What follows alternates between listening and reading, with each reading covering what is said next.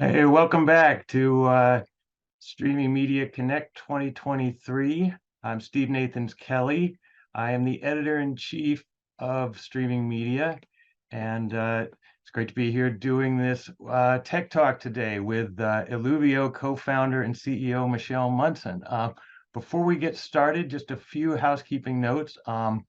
As in previous sessions, we're giving away a $50 Amazon gift card to the first person who identified correctly the artist and title of the walk-up music you heard as we were getting started. The winner will be announced at the end of the session, and you must be present to win. And let's see, we'll also be chatting in the chat and doing questions in the Q&A tab. So please keep those separate, because we want to have the chat be as active as it can be, as it has been for all the sessions so far, and we want to keep the questions separate. Sessions from all 3 days of Streaming Media Connect will be available on the Streaming Media YouTube channel next week. We'll put the link to that in the chat, but it's youtube.com/streamingmediavideo. And our speaker today, Michelle Munson from Eluvio, was actually interviewed by our associate editor, Tyler Ness. I'm going to put this right in front of me so you can see it without it being obscured by my background here. But she was interviewed for our January cover story, Adventures in the Multiverse. And we'll put that a link to that, the online version of that article in the chat also, so you can check that out. So Michelle today is going to be talking about Eluvio's Content Fabric, a programmable streaming content distribution and storage network built specifically for Web3. Her presentation is titled Content Fabric Distribution for Fast Channels and Live Video. Michelle, welcome. Thanks so much, Steve. Happy to be here. Yeah, it's great to have you. So let's get right into your presentation. I know you've got all kinds of things to show people. I do have a big agenda today, and thank you so much for joining me. Hopefully, slides are coming through well. Yeah, looks great. All right, so today I'd like to take you through the Content Fabric, which is an open and decentralized streaming content distribution and storage network. And I'm going to specifically focus on how it applies to 4K live streaming, premium VOD distribution, and fast channels with personalized ad insertion. As we get into this, I'd like to take you through the background and motivations for why we built the fabric in the first place, and tell you a little bit about ourselves, our team, and then take you through a technology overview. And then the rest and the most important part of the talk today will be several demonstrations. I'm going to show you how premium VOD distribution globally works in the fabric, and I'll also be demonstrating it with the Warner Brothers Flash. Then I'm going to show you live streaming through the fabric, and I'll be demonstrating that with the Fox Weather Channel. And then finally, I'm going to wrap this up with a really exciting demo. This is the first time we have done this or shown this to anybody. We have created a fast channel with personalized ad insertion for multiple individual users. In this case, the demonstration will be streamed to the Media Wallet on the Apple TV. I have 3 TVs connected to this webcast, and I'll be showing you that experience with personalized ad insertion, all of that taking place in the Content Fabric as the CDN and the media stack, providing the management and distribution of the process. So let's get started. Why did we make this Content Fabric? Many of you are wondering, since this seems so novel and different. At the very top, I think everyone's aware that the internet is mostly video today. Over 80% of the traffic is actually video bytes. We've seen that statistic time and again, but more importantly, the video market in total generates about $500 billion per year, and various estimates have that growing at such a compound growth rate that we're looking at about $1.5 trillion of total value projected by 2030. At the same time, the internet, at least as it has been brought to content, is not really designed natively for content. When we think about our architectures, CDNs and clouds in particular, mostly address and stream and manage files and bytes. They don't address, stream, and manage content. And we can see that very poignantly with the way that our media applications have to be built. They are utterly complex. They are by definition multi-tier and multi-vendor. And if there are sort of single stacks, they're really just wrappers on top of base platforms that are all knitted together underneath. And as I will show in some amount of detail, content delivery networks as we know them and media clouds are not only incredibly wasteful, but they also limit the capability of real-time and what we think of as scalable modern video.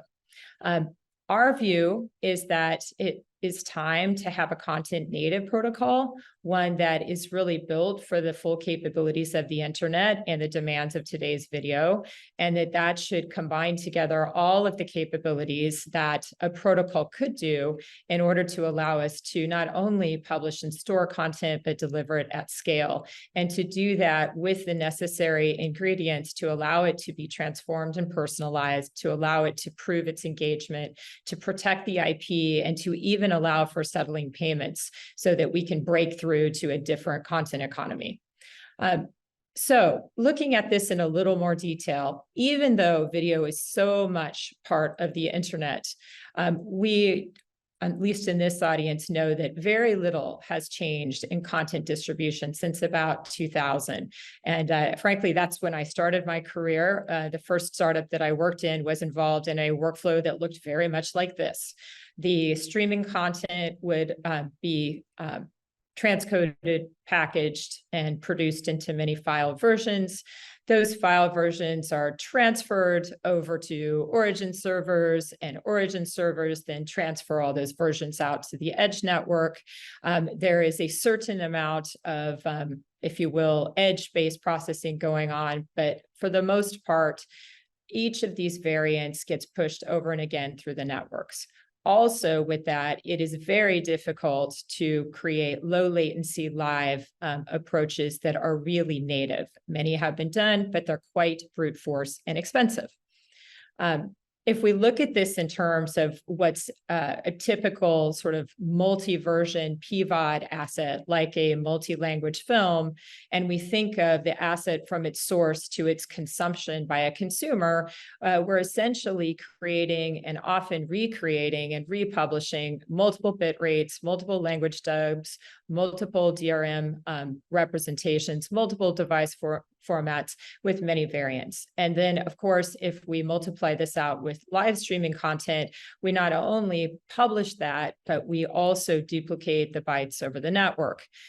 With that, we see a really wasteful carbon footprint and a multiplication of cloud storage, transcoding, and CDN resources over and over again. This has been the assumed way of working, as if all we could do is just continue on this path, right? At the same time, we're faced with these really changing content economics. And of course, with what's going on in Hollywood right now, it couldn't be more clear that content is the hook for the real money, but at the same time, the distribution platforms are controlling the value. The actual publishers really, even though, paid media content is around $100 billion, social media content, another $100 billion. If you look at what's really going on, the revenue from that content is being used to basically float the bottom line's revenue of as a sort of cash cow, if you will, for what is the bigger purpose of companies like Amazon, Apple, et cetera. Along with that, we see that the audience pays with their dollars and their data, and the creators end up living largely on some kind of ad drip. And we're certainly not in a market where this is profitable for the folks that are creating and publishing the content. So with that in mind, our thoughts with the content fabric were to take a technological view and a new approach through a protocol that is the following things. First of all, it's open. The protocol runs on an open network of nodes, and it does operate as a utility blockchain network, but it's natively built for the needs of content. It's designed to be fast, and you'll see that throughout the way that it pipelines, routes, and serves content. It's designed to work for premium content. We're talking about 4K, premium VOD, interactive, as well as live and on demand. It's designed to be simple. all of the functions of a media cloud stack and the content delivery network are combined into one dynamic protocol.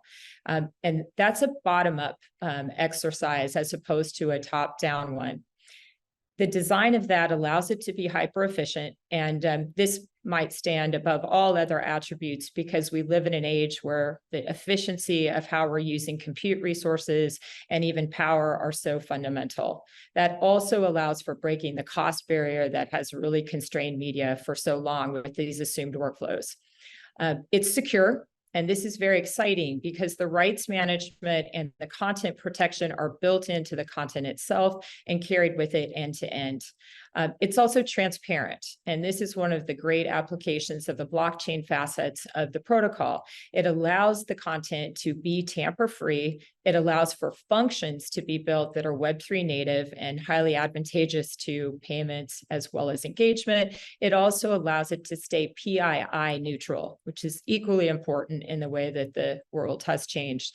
And then finally, in terms of just-in-timeness and personalization, as you're going to see today, it's natively able to allow us to insert content at scale without compromising throughput and without having to impact players and application logic at the edges with anything special. So we're looking at a high-performance content distribution, tamper-proof storage and distribution protocol. It's just in time. I'll show you how it's programmable, and it natively addresses content. It also, through how it's built, avoids making unnecessary file copies through the workflows. And then finally, it's all controlled by its own primitives, on-chain ownership, versioning, and access control, and allows for native royalties and payments to be basically built into the protocol itself. As far as our team goes, many of you know myself and Shaban. We are the founders and leaders of a really fantastic team. We're based in Berkeley, California. Many of us created Aspera Fast and built out Aspera. We decided to do this because we thought the time had come to bring a new type of scalable and open architecture to video over the internet. Everything that you see us doing is available in open source. You can check it out at github.com/eluv-io. The blockchain facets of the Fabric protocol are full stack, open source, Ethereum based. And then finally, we've worked really hard to not only open the IP, but also to protect it. We have issued to us 11 US patents.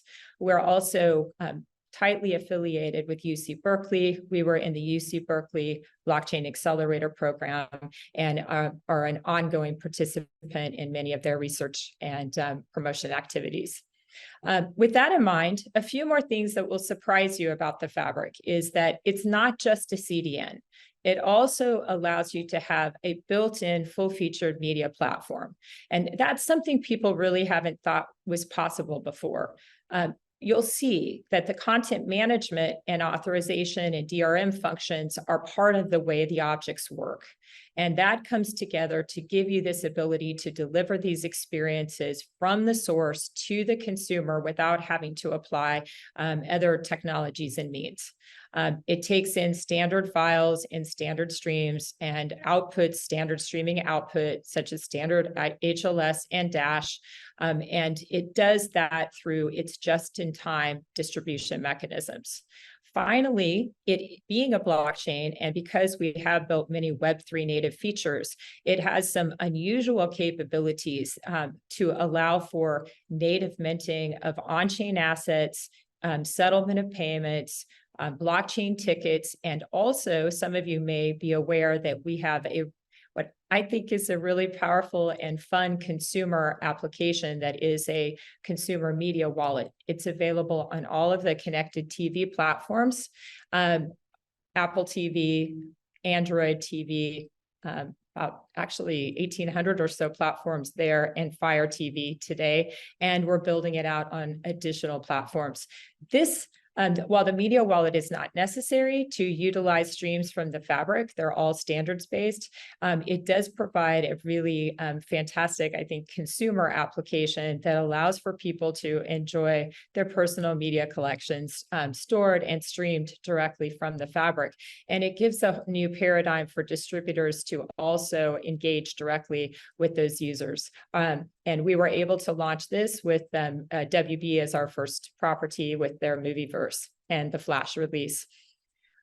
So with this in mind, the key applications that you can utilize the Fabric for are wide and deep, but most importantly at the top, and what I'll be showing today, are low latency 4K live, premium VOD, and also immersive streaming at scale. That is all supported with any type of sell-through model. Obviously free and ad supported with the fast channels that I'm going to show, as well as subscription and transactional sell-through. And one of the really exciting parts about the wallet and the on-chain assets is that they can be used to actually perform selling in place. And we have built a whole suite of APIs and turnkey marketplace functions that allow you to do a turnkey digital media store directly to consumers. You can also settle payments among multiple parties directly on-chain. We have contracts that do that built in. Today, I'm going to be showing fast channels with dynamic content inserted, utilizing the Fabric's capabilities, and those will be personalized to the wallets. There are many possibilities in that domain, and we're excited to see what some of you will do with those. It's also possible to use the Fabric for large video library servicing, film and TV. And some of you may have seen the MGM Roar suite that's now used by MGM and Amazon Studios for B2B library servicing. Sony Pictures is also one of our great supply chain customers with many thousand of the films in the Fabric. And that's something that can be used both for business to business and business to consumer type applications. And then finally, as we look at Web3 native features, as I mentioned, those layer directly on top of the core Fabric distribution and media management capabilities. And we have done a lot in that domain. Streaming Media did recognize what we built in terms of Web3 experiences that allow for film distribution and ownership, both collectibles. Those are now being combined together with redeemable offers that are also supported directly in the Fabric. So you can put the media together with ads, together with sort of modern coupons, if you will, for things you can redeem in real life. And those are all backed by what is explicit engagement recorded in the Fabric's operations. This is really important because it means you don't have to doubt what the data is on who watched what, for example, how much was watched, what redemptions were done, for example, what was purchased. There are also no middle parties. That data is the property of the tenant and the audience that is actually doing the engagement without any middle folks hampering the collection of that. And I think in the long run, that's a major part of being able to scale up new monetization and new advertising. And then finally, it's very exciting to take a look at what we've been able to do in terms of tagging of content directly in the Fabric. And there are now applications that allow for search and clip, where the clips are dynamically found according to the ML tags and generated from the dynamic Fabric function. So you never have to manually clip again. The MGM Roar Properties has a clips and licensing service built this way, and we're starting to extend that into our direct-to-consumer capabilities as well.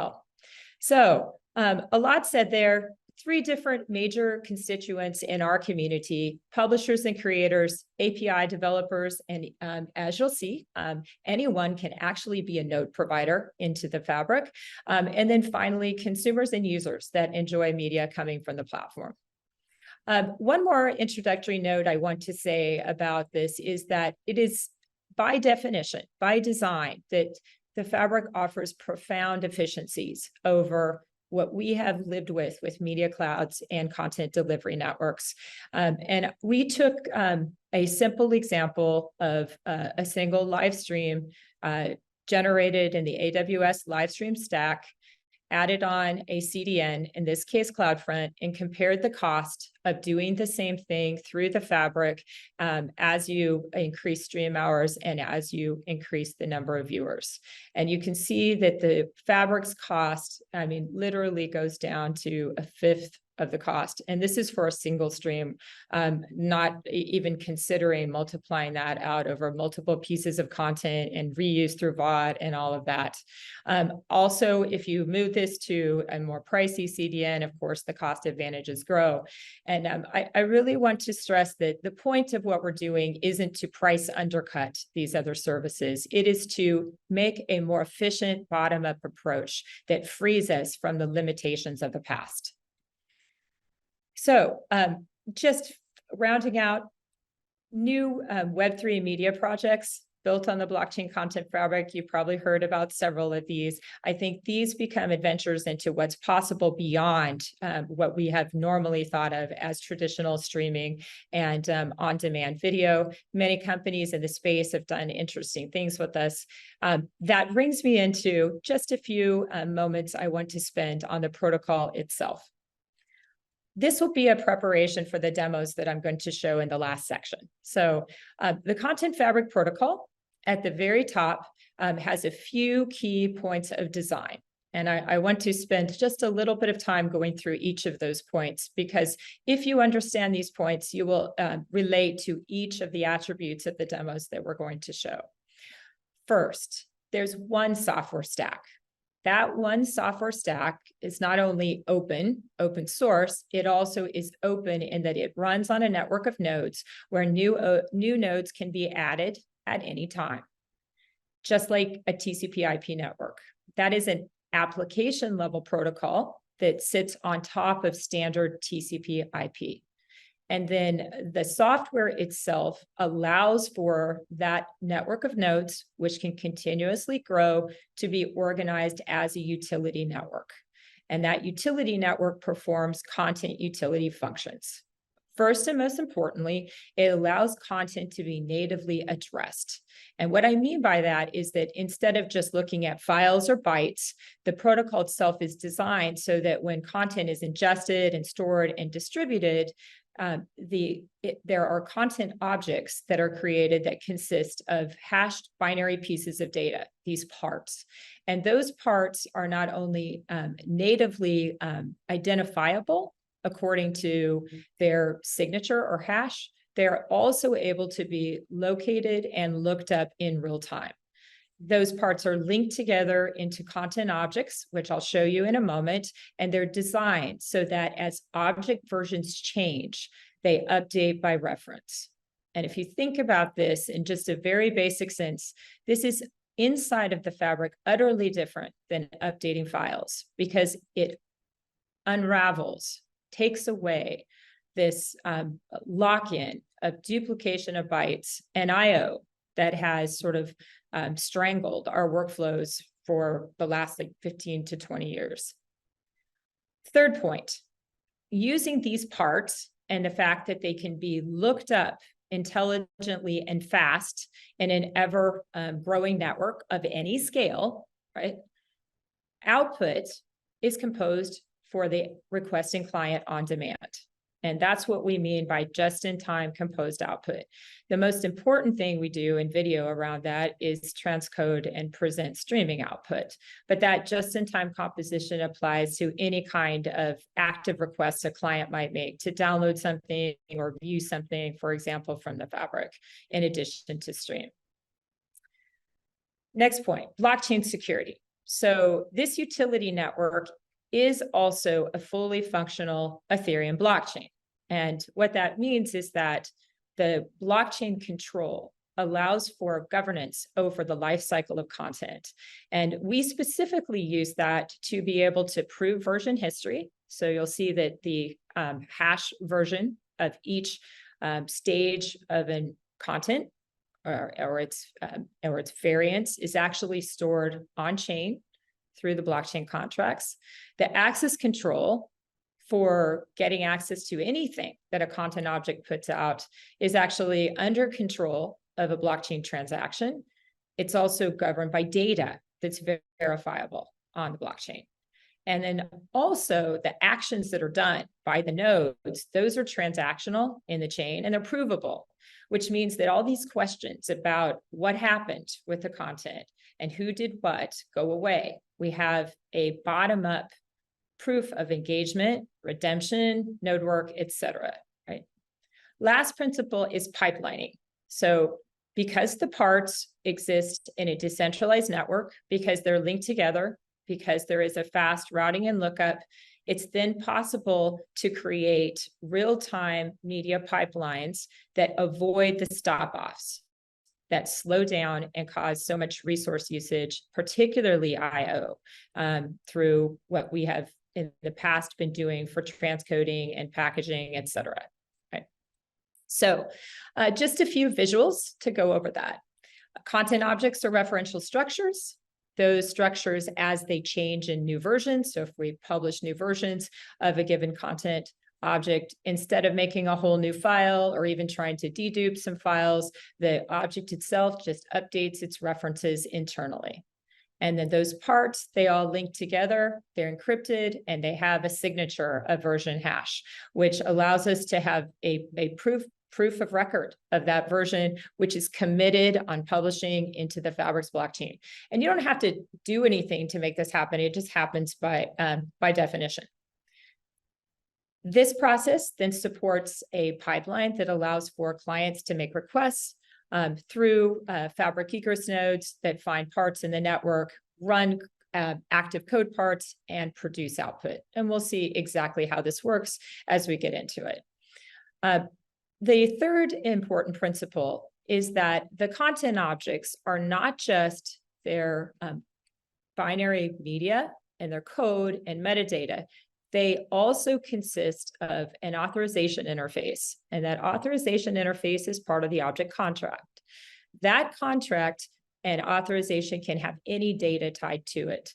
And so when a request for some kind of output from a content object is made, the authorization is verified against that policy. And this becomes extremely flexible.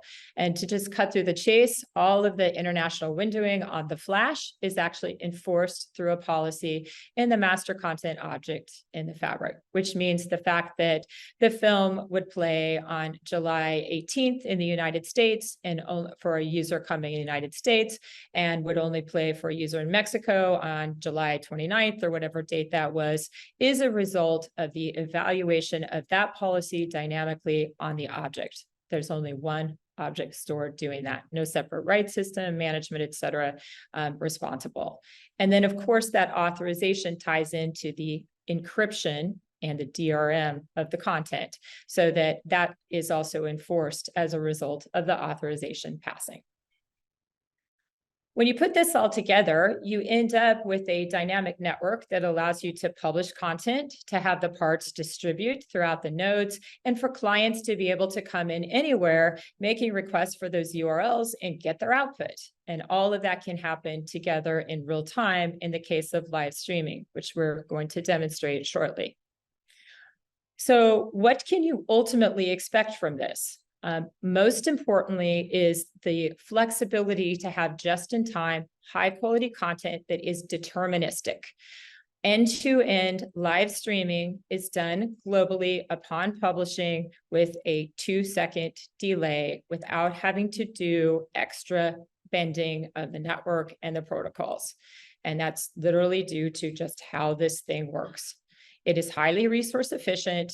It is tamper-proof with the encryption that is built in with this chain of ownership, and the rights management is actually directly enforced in the objects. So this opens up a lot of possibilities for us. Live streaming, of course, self-enforcing premium VOD, personalized ad insertion that's server-side but can still scale, right? The ability to even add new insertion opportunities in running streams, the opportunity to have clips come off of archives where the data is actually part of the objects, and it can even be ML learned, so that whole process is intelligent and automatic.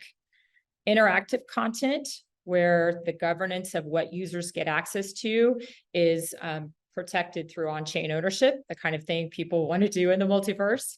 and then factories for media that can be backed by NFT authorization, blockchain tokens. So you see this very clear state of being able to do the things we've been doing better and being able to do new things in this Web3 way. This brings me to my demos. So I want to start with premium VOD, and then I'll go into live and then to fast. So first of all, I wanted to show a little architecture about what's going on in a premium VOD streaming flow, like with the Flash. So first of all, the media source as a file or a master is ingested into the fabric, and that works automatically from the master source. And a mezzanine level content object is created.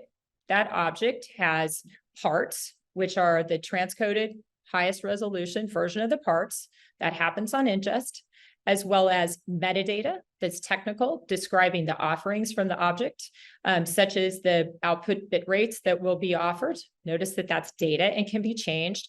Also references to the additional tracks, like the dubs and the subtitles, for example, which there are like 20 different language versions accompanying the Flash.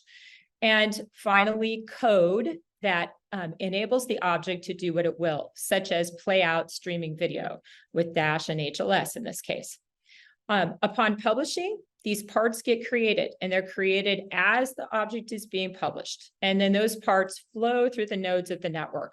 Where they end up living in the network is based on the Fabric's decentralized hashing algorithm. Not going to explain that today, but it is designed so that when a client wants to get streaming content, the node that's servicing that client's request can find those parts anywhere in the network without having to do search and lookup.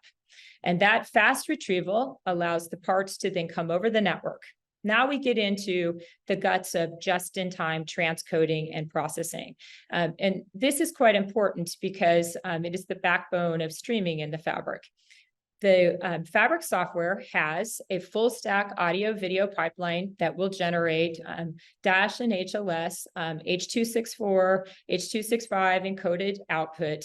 And that pipeline is invoked just in time. It is also working with this real-time retrieval of parts over the network so that that just-in-time processing that is transcoding parts 1, parts 2 is happening while part 3 is being brought over the network. And this also allows us to produce fragmented MP4 2-second segment output continuously so that you can start to see where this goes with live. If you can put the publishing together with the output, you can have a continuous live stream that is really 2 seconds plus a few hundred milliseconds of part time over the network from the source end to end. Finally, it's very important to look at this just-in-time process that happens. All of the nodes can do it. They're all the same because, again, all the nodes run the same protocol, and the clients just get routed to local nodes by the resolution of the URLs. That just-in-time process can do many things, in not only transcoding, but as we'll see later, can also insert content. It's also the place where you can do things like forensic marking or generation of A/B patterns for that. And just kind of leading into that, you'll see that we will be introducing in conjunction with IBC NAGRA forensic watermarking with A/B pattern generation that is done in real time at that streaming edge. Finally, as you'll see in a moment in my demonstration, it's also possible to see all of the wallet engagement. And that wallet engagement is or session engagement is actually recorded by content version hash and duration, as well as recording things like redeemable offers and also user addresses associated with user sharing consents, for example, with individual wallets. All right, let me move into my demonstrations.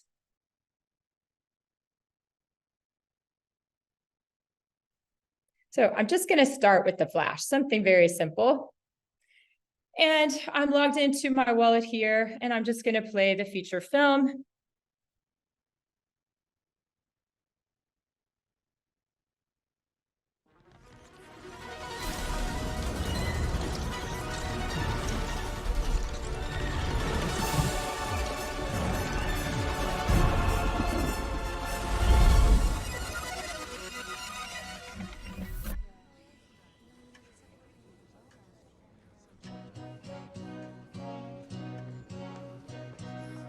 can see all the different subtitle versions that we support. All of those are generated from a single mezzanine object stored in the fabric. And of course, the streaming and transcoding is done just in time to my client right here. I'm in Berkeley, California. Usually it's my usual, and she usually has it ready because I'm usually late. Okay. Onward and upward. So now I want to show you how this applies to live. There we go. So just like the premium VOD flow, the fabric is responsible upon ingest of the live stream to create the parts that publish through the nodes in the network. And it's also responsible to create the live streaming output for any requesting client. The only difference between VOD and live is that all of this needs to happen at the same time. So instead of waiting for parts to fill on the source node before committing them to the other nodes, the publishing process in live actually sets up the containers for the parts with the metadata on all of the nodes that those parts would belong to, and works ahead of time, actually 2 parts ahead, as the live edge grows. At the same time, and assuming that the fabric does all of its things correctly, the part the part that's being worked on in the just-in-time output node is retrieved over the network, and that transcoding process is continuing to operate on the parts ahead in the pipeline to produce the output HLS to the player. This is something that is extremely valuable in terms of live edge control, because you see that not only can you guarantee the latency to the client and to really every client everywhere, because the only variation in this will be the something between 0 and 500 milliseconds to get parts around the nodes, given that there's no lookup time. All clients end up being effectively synchronized and able to get a high throughput output. Also, you notice that the ABR ladder will stay up because the clients get good responsiveness, and you don't have those bad side effects where because this doesn't come out, the ABR goes down. And then the final thing is you can also combine this obviously with VOD, because these parts end up on the nodes and you have effectively a VOD recording every time you distribute a live stream. You also have an inherent way to do delayed live. And then lastly, because your transcoding is happening just in time, and segments that are generated or cached and stored on the nodes, you don't have this constant regeneration of the manifest or transcoding of those parts as you have more and more clients. So it becomes highly compute efficient. Okay. So next, I want to actually show a demo, and I'm going to use the Fox Weather live feed, which is being sent to the fabric. And I'm going to use a demonstration tool that we have. So let me move this out of my way. I'll load my live stream. There we go. And let's see if I can get some volume on this one. So we're going to have to watch that very closely in the short term. Here's future track showing you the evolution of all this. So more or less, you can see it right there where the stable air is, and you see nothing in terms of shower. Okay, and you can also see here the arrival time of the segment. And this is the beginning of the segment, the completion of the segment. These are 2-second segments, so we have a huge amount of headroom. And I'm just doing this over the Wi-Fi here in our office. All right, so now getting to the most interesting part of this is a whole new look at dynamic fast channels. So the fabric is really good at doing custom operations because you can inject code into the objects. And we're going to take advantage of that and the rest of the streaming pipeline to create personalized ad insertion on the fly in the fabric. In this case, my demonstration will use the Fox Weather channel. I have, first of all, a digital wallet per user. That's, of course, optional. You could just use your own standard player, but I'm using the Eluvio media wallet. And I actually have it on 3 Apple TVs, which I've connected through an HDMI switch that I am now going to, I put through the Zoom, and you'll see this in a moment as I show this live on the TVs. The Weather Channel live stream is ingested directly to the fabric that comes to us from Phoenix, the Fox Technology Center. And the output, of course, of all of this is distributed to end users in real time. The local ad pools have been ingested into the content fabric, so the ad content is there too. And as we go through this, we're actually taking advantage of an API capability that allows us to post new ad insertion opportunities during the live stream. And those can be done on demand, driven by an operator. They can also be the result of just reading SCSI markers in a more traditional way. In the fabric, you'll see a dynamic selector function, which can be any algorithm. In this case, we made a simple one that chooses which ads to insert localized to the user based on the user's geography and interests. And then the fabric is dynamically building the manifest and the segments as the client is making its streaming request. So each of our 3 different streaming clients is actually getting different ads.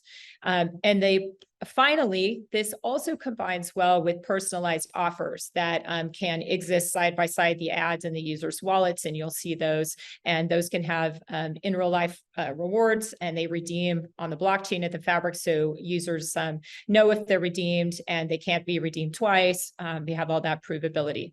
And then finally, you can combine this together with any kind of live or VOD or interactive 3D content that you might wish. And some of you have seen what we've done in those areas with the movies. So let's get started and take a look at this. So the architecture is a little more involved, more going on here, but I just want to point out the key parts before we actually show it. In addition to the live channel media, we also have ad content that is also parts in the fabric, and that ad content was ingested as file content, playable content objects. You'll also see that we have 2 different types of bit code or active code as part of these content objects. One type is playable content, so streamable content, and the other is a selector function. And that selector function is what does the personalized insertion. And I'll get to that in just a moment. But on the other key sort of business logic app here is a controller app. And my co-founder, Shraban Simu, is actually going to drive the controller app that we wrote in this case.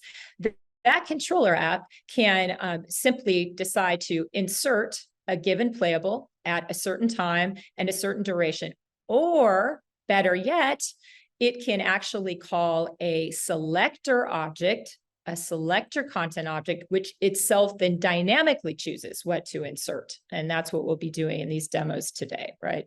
And then finally, the input to the controller app doesn't have to just be Shraban Simu, the human. It can actually be SCSI markers coming directly from the stream. And this can work for both traditional ad insertion as well as this type of new ad insertion. Now, getting to the selector function. The selector function is bit code in the fabric. And remember, we have this pluggable code that can be in content objects. So we wrote and deployed a given selector function to do personalized insertion. Simple example, it basically matches ad groups to users and user wallets based on tags. So in this case, I have 3 media wallets sitting next to me here, each of them an Apple TV. I have this wallet address, 0x3E, 0x4A wallet, and 0x55 wallet. 0x3E is localized to Phoenix and has interest of food. The 0x4A is localized to Los Angeles, interested in music, in the music group, and 0x55 is localized to Washington, D.C., and has 2 interest tags in music and cars, right? And the point of this isn't to make, a full-blown ad insertion logic, but is to illustrate what can be done through this, and then this opens up the full realm of possibilities, right?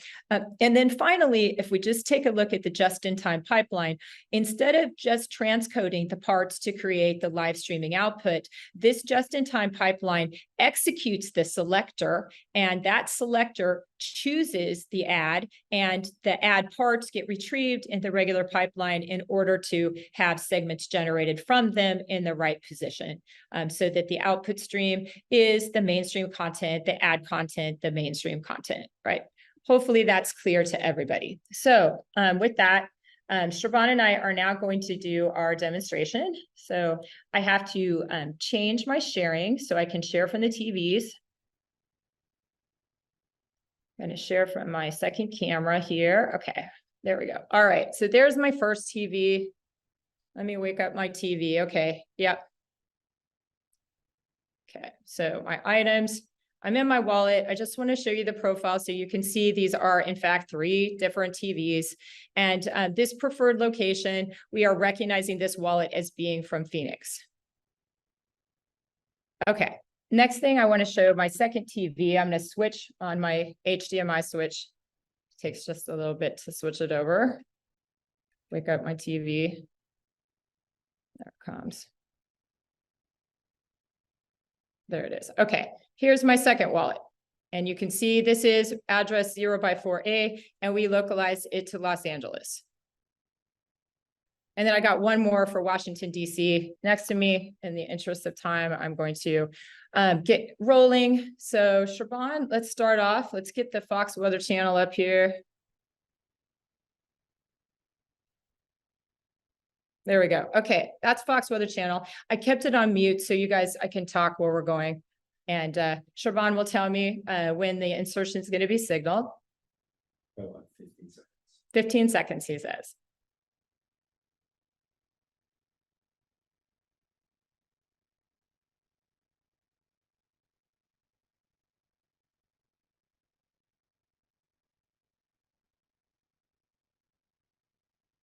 And there it is. That's the Ed Sheeran ad. And this is, you'll see, for Los Angeles, an upcoming concert. There you go, Yamaha. And I'm going to try to catch the end of the ad over here on number 4. See if I can get my view up here fast enough. We'll do another one if we don't get it in time. There we go. There it is, Luke Combs. We got it right back. Okay. So that was Luke Combs, which is a concert that's going to be happening in DC coming up. And then let's pop back just for believability. Let's go to my first wallet in Phoenix, and we'll do one more insertion. So let's see if I can get back here. Pick up this TV. Okay, so let me go down into my weather. And you see these passes are what authorize access to the channel. Great use of NFTs. There we go. Okay, we're back into Fox Weather. Shaban will tell me when we're going to have our insertion. 20 seconds? Okay, you got to watch Fox Weather for 20 seconds. I tell you, if you watch weather all day long, every day you start to panic. I guess we should all be really worried at this point. There we go. Okay, so how many more seconds?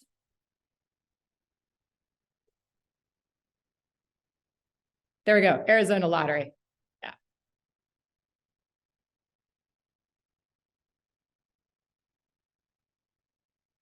All right.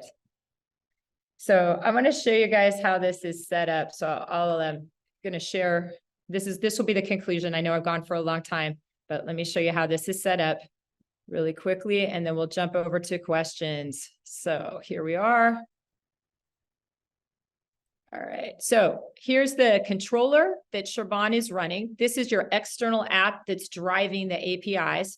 And he says, make an insertion into this stream. And this is the selector function he's going to call. This is the duration of the ad that's going to play, and or time from now, right? And then if you look at the selector itself, you can actually see this is a content object. Again, it's a code object, and the data for the selector is configured within that object itself. And literally we have tags, Phoenix, Los Angeles, DC, for example, as well as tags on the individual playable content objects and the wallet groups. And then finally, you can see that the ads are actually content directly in the fabric along with the live stream. All right, that concludes my talk today, the formal part. Please, if you're coming to IBC, come make a meeting with us. We'll be in Hall 8. We have quite a stand there. And also feel free to join our Saturday event, which we'll be advertising starting this Friday. I'm sure that I should stop now. I've been going a long time. Thank you. That was great, Michelle. I'm impressed by both you and Siobhan. That was really seamless. You pulled all that off. That was very cool and very informative. We actually have a question from Beth Rosen, who also thought your presentation was great. She pointed that out in the chat, but who's been at everything this week. So thanks, Beth. So Beth's question is specifically about the ads playing in the content, and she wants to know if those are different for viewers depending on the tags. Yes, and so the most important thing in that selector is that this is literally code. So you can write any kind of matching function you want to. In our case, we wrote the selector so that the tags are applied to the user groups. So we made groups of wallets, and the tags are applied to the content. And because content objects can store metadata, it's very easy to do these sorts of things in the fabric. Now, what we imagine is that this is going to be AI driven. And some of you know that we have pretty advanced ML tagging of content already in the fabric, so that we can combine that automatically with whatever kinds of user collations you might want to do. The other thing that is really powerful, we've already done some work on this with the films that we've distributed. You can see super fan groups based on what people watch and what they buy. They distinguish from other groups. And so those people, right, could also be a special class of wallets that are of high value to advertisers because they have certain predictable behaviors. And of course, this kind of model would work well to pushing certain kinds of advertisements to them, and vice versa. They're not just being pushed to, presumably they're an active participant in this, and we have more ideas about further incentivizing them to, share with the brands they love. Okay, great. And actually another question from Beth. So does this fabric work with other platforms, or does the streamer have to sit on this streamer? Oh, this is a great question. So first of all, everything that comes in and comes out is standards based. And you could very well use us to origin some other network. We have use cases that are doing that. So especially if you're getting used to us and you don't quite trust the fabric will reach your audience, you can always send the streams to your favorite CDN. Along with that, on the ingest side, everything coming in is standard masters. I mean, everything, ProRes, XCAM, JPEG 2000, IMF, we support everything. And we've had to ingest so much professional media at this point that I think we have most of that really baked, meaning all the things that the industry does. On live stream sides, MPEG transport streams, for example, RTMP streams, for example, we do that for big and small. We do live streaming concerts as well as these bigger channels, right? Okay, great. And I just have one question. We're getting down to the end here, but if anyone else has questions, should be able to answer one or two more.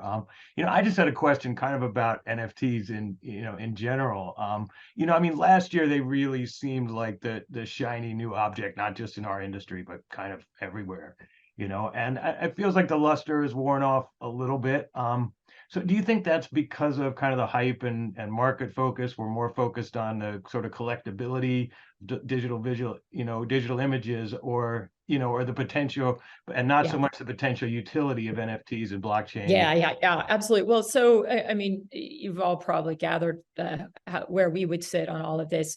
We use blockchain technology to make a protocol, to do things for content. So we're coming at that whole market from a very different angle. And I hope you appreciate and can see how powerful those organizing principles are for being able to do authorization and ownership. And so in our case, we're exploiting it to the hilt. All of those authorization passes that you see, those are actual tokens on chain, and they make a very convenient way for the user to both own into different rights and to be able to make them exciting, right, with engagement. I didn't have time to go into the offers that go along with those, but people really quite like and embrace these things. So in our case, we see this as a means to enlarge what the content can do. NFT trading and also many facets of the bubble of the crypto market, I think, are behind us in a way that will never be the same. And I think that's much for the better. It certainly has been in our case. But we will certainly be using blockchain primitives to do all of these things, including authorize and own media. Okay, great, great. And actually, one more question from Beth, and then we'll wrap up. She asks, does this blockchain prevent piracy because there's a chain of what and who has taken the content, or does it prevent it completely? Well, it takes every step that can be done in digital design and distribution to prevent it. And let me refer to this one slide that, of course, nothing can be stopped in full, but this is really important. If you really study this and you think about what goes on in the fabric, there is one more not seen layer, a diagram I intend to make before IBC, but these parts are encrypted. They're encrypted with 2 layers of encryption, owner key controlled encryption, and also standard AES encryption. And the owner key controlled encryption is a new branch of trustless cryptography, elliptic curve cryptography coming from the blockchain space that lets us basically have an owner encrypt these parts so that not even the software of the fabric has the right to get at the plain text or the private keys. And if a user's authorized, including with DRM, to get access, that re-encryption process is trustless between the owner and that party, right? And then we add to that forensic marking. This is the latest thing that we've done, right? Which finally, if somehow an authorized party decides to share this in a malicious way, right, it is traceable back to that party. And I want to point something out. We're going to be talking more about this at IBC. The AB pattern that's generated, in the more traditional NAGRA token, in this case, is uniquely seated with the user's wallet and is also signed by the user's wallet. So it becomes completely the responsibility of that owning wallet if this thing leaks and it has the mark that they were given. All right. So I think this creates a really strong wall against content being stolen or even attribution to be wrongly taken by others. I think it also works on the positive side because one of the big problems with, piracy, the biggest driver ever, is the fact people can't get what they want. And this changes that game because it makes it so much more efficient to get content to people in a way that's authorized, right? And so we're trying to work on both sides of that. Great. All right. Yeah, that makes total sense. So we're gonna wrap it up here. But I would actually be remiss if I did not mention that we're actually going to be back with another Streaming Media webinar apart from Streaming Media Connect on September 7th. And actually Michelle and Eluvio are going to be with us for that, along with Signia and Verimatrix and others. And this is actually our IBC preview webinar that has the alliterative title, Sizzling Streaming Solutions. I wonder who came up with that. And I think, yeah, the link for that is in the chat. And so before we go, so the walk-up song that you heard as we were getting started was James Brown's In the Middle. And the gift card winner is John Wiley. John, you'll receive an email shortly after the conference with details on how to collect your prize. And our next session, join us at 4 o'clock Eastern Time, 1 o'clock Pacific Time, for how generative AI will impact media technologies. And thank you so much, Michelle. This has been great. Thank you for having me. And my contact details are right here. Please feel free to reach out to any of us, Jerry, our head of sales, myself, or Dan. Thank you. Thank you.